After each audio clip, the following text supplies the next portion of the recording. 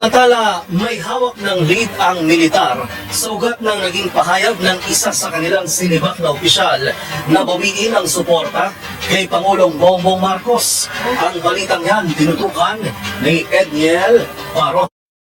Tingin ko dito sa iba mga nababayaran. No? Kasi kung maalala nyo ho, mga boss, pa mo sir, merong mga politiko na mga iniimbestigahan ngayon na nagbabayad daw. Una nga, ang sinasabi, yung mga retired daw na mga Armed Forces of the Philippines, yung mga retired, yung malalaki dyan, yung nakaganon.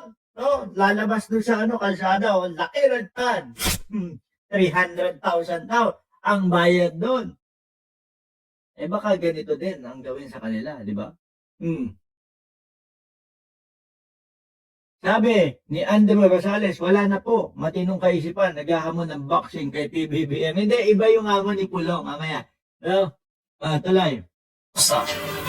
May hawak ng impormasyon ng militar kung bakit nagawa ng isang army colonel ang magpahayag ng pagbawi ng suporta kay Pangulong Bongbong Marcos. Ako baka mabuko si Chavit. Ay, hindi.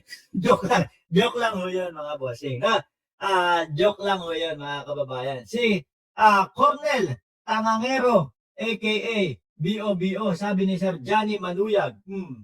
Sa panayam ng DZRH, kinonfirma ni Philippine Army spokesperson Colonel Louis de Maala na nakakuha sila ng hindi pa tinukoy munang impormasyon sa gitna ng isinasagawang investigasyon kay Colonel Odi Mungao. Bagamat Yun, si Munggao. Hindi talaga ko maaalala nyo, mga bossing, kung babalikan natin yung isang buwan makalipas. Yung uso, yung mga rally-rally, di ba? September 21, kung di ako nagkakamali, etc. May mga napapabalita na merong mga binabayaran yung mga politiko, dating mga politiko, para yung mga dating mga opisyal, dating mga militar, sumama doon sa pag-aaklas at ang sabi, 300,000 daw.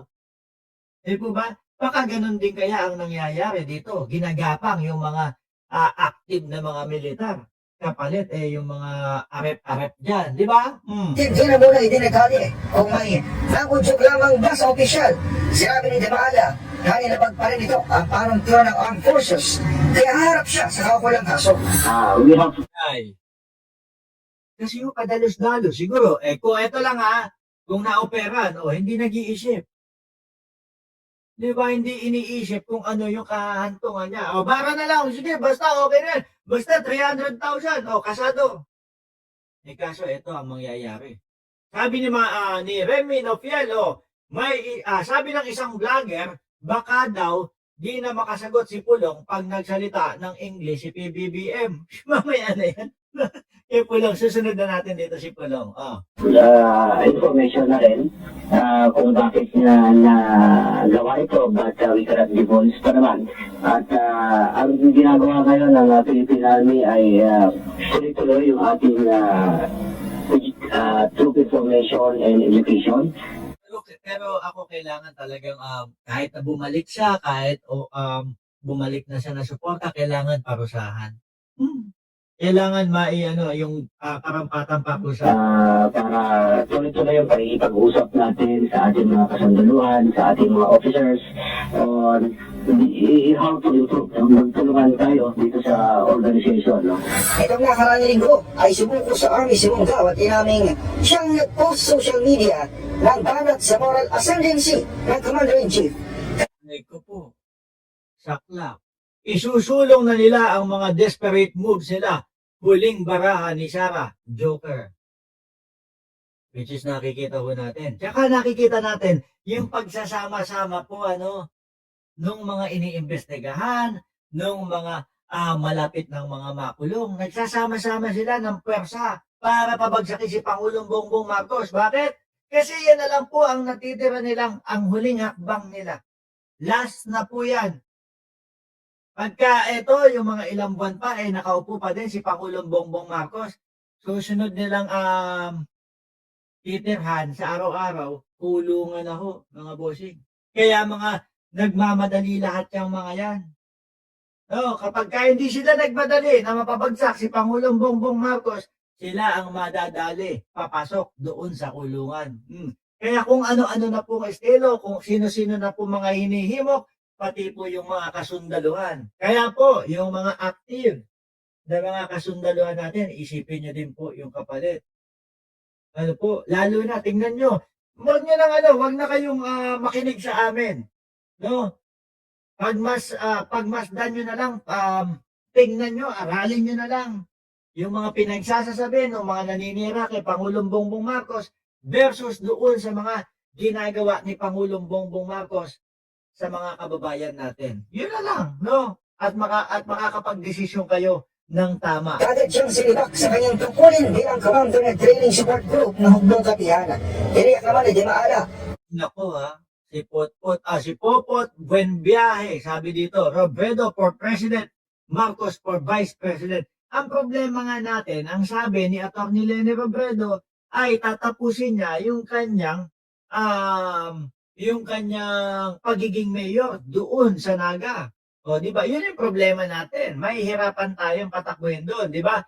Sir Henry Victorio. Kaya ho ako, ang para sa akin, sa akin lang ho ito, pero pwede nyo pong hindi sundin.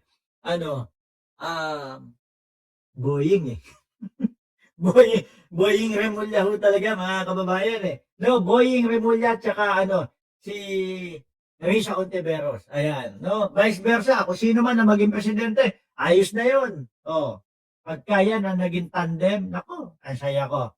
Papansin po, Boss Mark Ramos, sabi ni Maribel Lim. Oh, shout out sa inyo. Na walang nahilo na nakabatang sundalo si Manggao. Hindi rin naman ito nangangahulugang may bitak na sa loob na. Imagine niyo na lang, ombudsman, nasasabi, pag si Boying Remulla ang naging ombudsman, lagot tayong lahat. Yari tayong lahat. Yun yung nasasabi ni Topacio. Paano kung itinaas ni Pangulong Bongbong Marcos yung kamay ni Ombudsman Boying Remulla, tapos sinuportahan ang naging vice-presidente, si Risa Ontiveros. Aray ko. Ewan ko na lang kung ano ang masabi ng mga DDS, no? Pag si Boying Remulla ang naging presidente,